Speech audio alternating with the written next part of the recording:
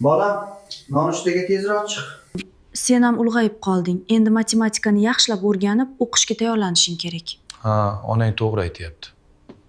Axir men matematika yoki biologiya kabi fanlarga qiziqishim yo'q-ku, bilasizlar.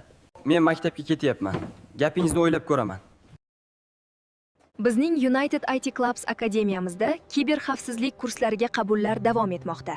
Wow, bu menga yagona imkoniyat. Men bugunoq u yerga boraman. Shunda menimcha ota-onam ham biologiya o'rganasan deyishmaydi. United IT Clubs zamonaviy kasblar markazi.